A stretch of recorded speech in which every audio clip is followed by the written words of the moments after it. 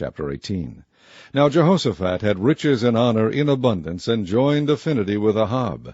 And after certain years he went down to Ahab to Samaria. And Ahab killed sheep and oxen for him in abundance, and for the people that he had with him, and persuaded him to go up with him to Ramothgilead. And Ahab king of Israel said unto Jehoshaphat king of Judah, Wilt thou go with me to Ramothgilead? And he answered him, I am as thou art, and my people as thy people, and we will be with thee in the war. And Jehoshaphat said unto the king of Israel, Inquire, I pray thee, at the word of the Lord today. Therefore the king of Israel gathered together of prophets 400 men, and said unto them, Shall we go to Ramothgilead to battle, or shall I forbear? And they said, Go up, for God will deliver it unto the king's hand. But Jehoshaphat said, Is there not here a prophet of the Lord besides, that we might inquire of him?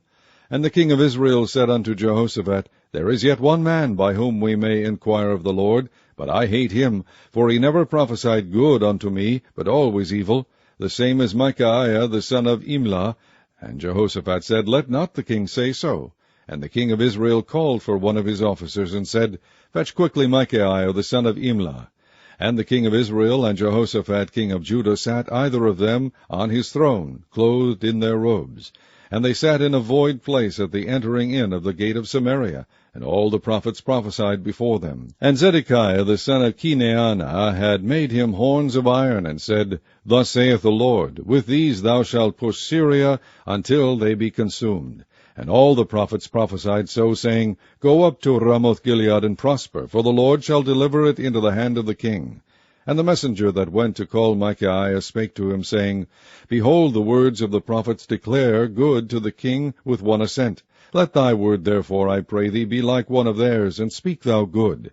And Micaiah said, As the Lord liveth, even what my God saith, that will I speak. And when he was come to the king said unto him, Micaiah, shall we go to Ramothgilead to battle, or shall I forbear? And he said, Go ye up and prosper, and they shall be delivered into your hand. And the king said to him, How many times shall I adjure thee that thou say nothing but the truth to me in the name of the Lord? Then he said, I did see all Israel scattered upon the mountains, as sheep that have no shepherd. And the Lord said, These have no master. Let them return therefore every man to his house in peace. And the king of Israel said to Jehoshaphat, Did I not tell thee that he would not prophesy good unto me, but evil? Again he said, Therefore hear the word of the Lord.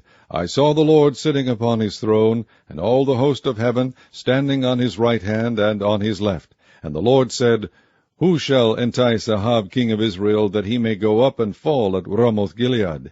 And one spake, saying after this manner, and another saying after that manner. Then there came out a spirit, and stood before the Lord, and said, I will entice him. And the Lord said unto him, Wherewith? And he said, I will go out and be a lying spirit in the mouth of all his prophets. And the Lord said, Thou shalt entice him, and thou shalt also prevail. Go out and do even so. Now therefore, behold, the Lord hath put a lying spirit in the mouth of these thy prophets, and the Lord hath spoken evil against thee. Then Zedekiah the son of Kenaanah came near, and smote Micaiah upon the cheek, and said, Which way went the Spirit of the Lord from me to speak unto thee?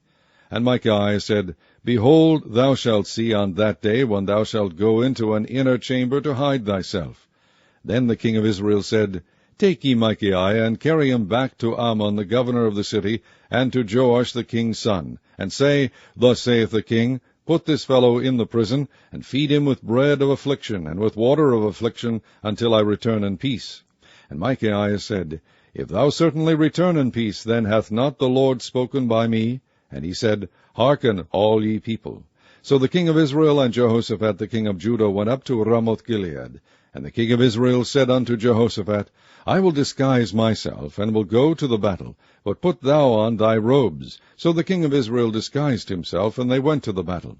Now the king of Syria had commanded the captains of the chariots that were with him, saying, Fight ye not with the small or great, save only with the king of Israel.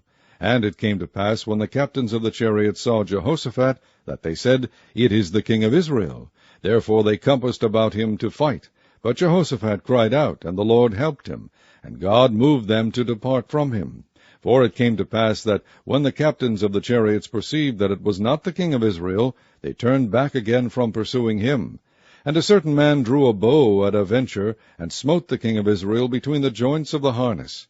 Therefore he said to his chariot man, Turn thine hand, that thou mayest carry me out of the host, for I am wounded. And the battle increased that day, howbeit the king of Israel stayed himself up in his chariot against the Syrians until the even, and about the time of the sun going down he died.